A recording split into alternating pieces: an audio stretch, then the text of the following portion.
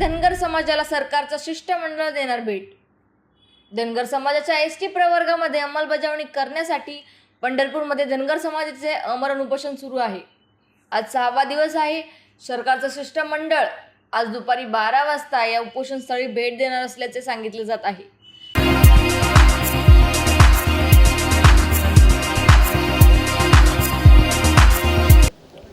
गेले 6 दिवसापासून या राज्यातल्या विविध भागातील आमचे उपोषणकर्ते ना नेता ना पक्ष धनगर एसटी आरक्षण अंमलबजावणी हेच लक्ष हे ब्रीद घेऊन या ठिकाणी पंढरपूरच्या टिळक स्मारक मैदानावरती या ठिकाणी आमरण उपोषणाला बसलेले आहेत। आणि या आमरण उपोषणाचा आजचा 6वा दिवस आहे। रात्रीच मुख्यमंत्री महोदय आमचे उपोषणकर्ते दीपकभाऊ बोराडे यांच्याबरोबर फोनवरती त्यांनी चर्चा केली।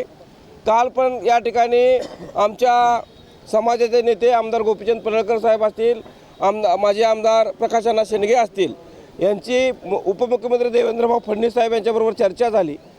या ठिकाणी आज या ठिकाणी या सोलापूरचे पालकमंत्री चंद्रकांत दादा पाटील, मंत्री शंभूराज देसाई, मंत्री अतुल सावे साहेब, आमदार गोपीचंद पडळकर साहेब, माजी आमदार प्रकाश अण्णा शेंडगे साहेब हे आमच्या सर्व उपोषणकर्ते आणि कोर कमिटीला या ठिकाणी आज भेट द्यायला येणार आहेत।